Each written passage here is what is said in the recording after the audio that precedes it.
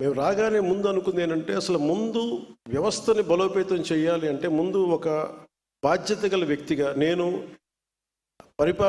నాకు పరిపాలన అనుభవం లేదు నాకు, కానీ చిత్తశుద్ధి ఉంది, త్రికరణ శుద్ధిగా ఒక మంచి చేయాలని సదుద్దేశం ఉన్నవాడిని. ఒక 2 నెలలు చాలా కీలకంగా దీని మీద అధ్యయనం చేశాను. అందరితో మాట్లాడి అన్ని సమీక్షలు జరిపి అన్ని డిపార్ట్మెంట్ సంబంధించి అన్ని సంపూర్ణ అవగాహన చెప్పలేను, కానీ చాలా వరకు అవగాహన చేసుకునే మాట్లాడతాను. ఆ సందర్భంలో నేను కీలకంగా తీసుకుంది ఏంటంటే, పంచాయతీరాజ్ అనేది డబ్బులు లేకుండా ముందు బదిలీలు జరగవు, సిఫార్సులు లేకుండా బదిలీలు జరగవు. నేను ఆ రెండిటికి మా పేషీ నుంచి చాలా క్లియర్ కట్ ఇన్స్ట్రక్షన్స్ పెట్టాను. డిప్యూటీ సీఎం పేషీ నుంచి కానీ అధికారుల నుంచి కానీ చాలా క్లియర్ కట్ ఇన్స్ట్రక్షన్ ఏంటంటే, ఒక చిన్నపాటి పైరివీలు చేసినా కానీ ఇక్కడ ఎవరు దయచేసి ఉండదు, దయచేసి మీరు ఇక్కడి నుంచి వెళ్ళిపోండి. ఎందుకంటే నాకు కింద దాకా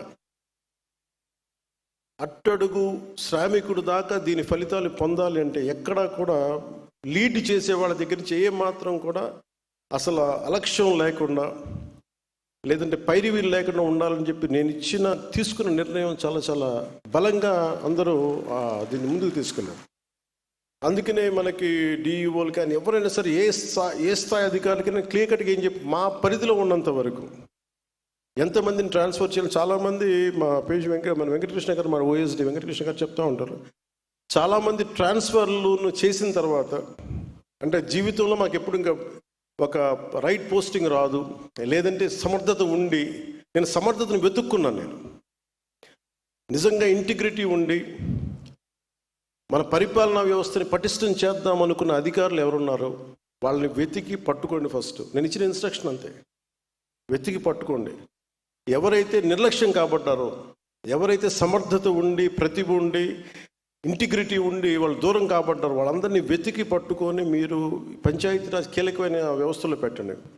అలాగే ప్రతి ఎమ్మెల్యే గారి దగ్గర నుంచి, మంత్రులు, క్యాబినెట్ సహచరుల దగ్గర నుంచి నాకు రికమెండేషన్స్ వస్తే నేను ఒకటే చెప్పాను, నేను ఈ కండిషన్స్ పెట్టాను.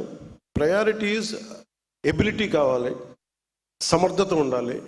అట్ ద సేమ్ టైం నేను రూల్ బుక్ని నేను వైలేట్ చేయను, నేను రూల్స్ని వైలేట్ చేసేది చేయను. అలాగే మీకు ఈ అన్నీ కలిసినప్పుడు మీరు చెప్పే వ్యక్తికి సమర్థన ఖచ్చితంగా దాన్ని ముందుకు తీసుకెళ్తానని చెప్పి అందరినీ నేను ఒప్పించాను. అలాగే కొన్ని చేసినవి ఉన్నాయి, కొన్ని చేయలేనివి కూడా ఉన్నాయి. ఇది ఒక్కటి ఈ రోజున చాలా సమర్థవంతంగా హెల్ప్ చేస్తుంది నాకు. అదే కనుక లేకపోయిండు కానీ ఉండుంటే ఈ రోజున మనం ఇంత ఉత్సాహంగా ఈ పంచాయతీరాజ్ దినోత్సవం జరుపుకోవడం మన మనసు ఒప్పేది కాదు. మీరు చెప్పండి, గత 5 సంవత్సరాల్లో అసలు ఇలాంటి సందర్భం జరిగిందా? మీరు ఆలోచించండి ఒకసారి.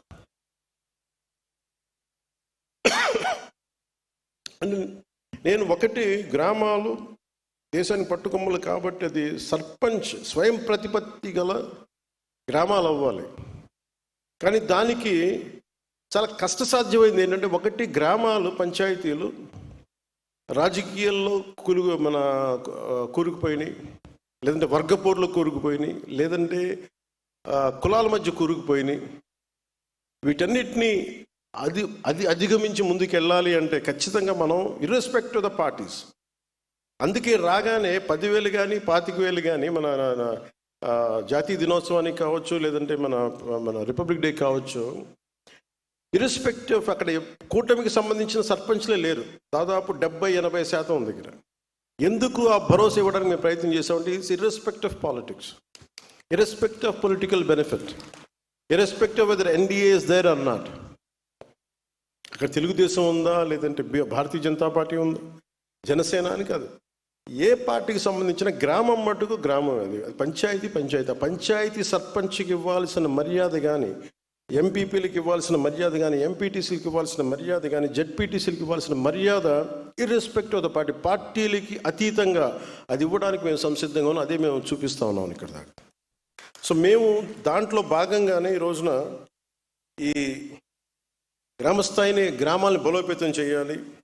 పంచాయతీరాజ్ వ్యవస్థని గత ప్రభుత్వం పూర్తిగా నిర్లక్ష్యం చేసిన దాన్ని తిరిగి దాన్ని ఆ నిర్లక్ష్య ధోరణి నుంచి కాపాడాలి.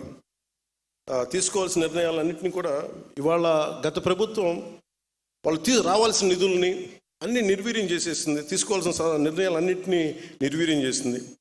15వ ఆర్థిక సంఘం ద్వారా మంజూరైన నిధుల్ని సమర్థవంతంగా పంచాయతీలకు వినియోగించలేకపోయారు.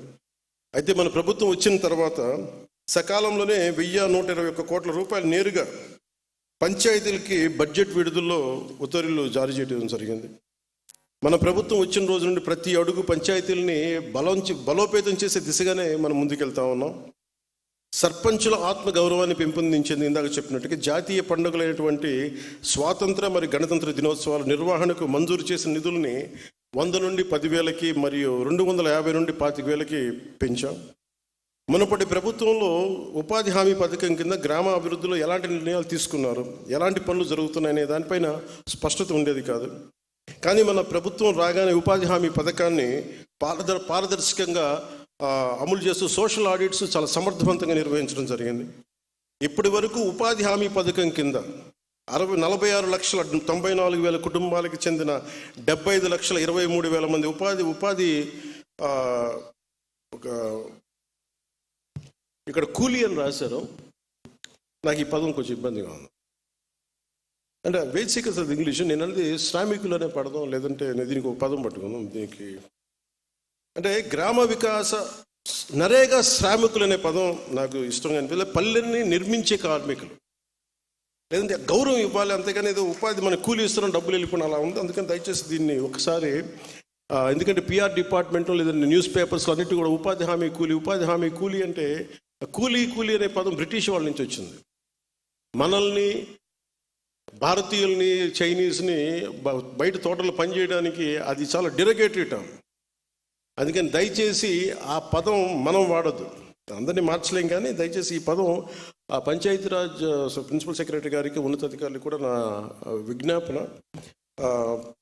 ఇంకొక కొత్త పదం ఏదైనా పట్టుకుని నరేగా శ్రామికులను అనండి, లేదంటే గ్రామ వికాస శ్రామికులను అనండి, శ్రామికుడు అనే పదం వాడండి దయచేసి. అందుకని ఈ ఉపాధి హామీ కింద గ్రామాభివృద్ధికి ఎలాంటి మనకి ఈ ఉపాధి శ్రామికులకి వారి సొంత గ్రామాల్లో ఉపాధిని కల్పించాం. 24-25 ఆర్థిక సంవత్సరంలో 24,23,00,000 పని దినాలను 5,10,000 కుటుంబాలకు 100 రోజులు పని కల్పించాం.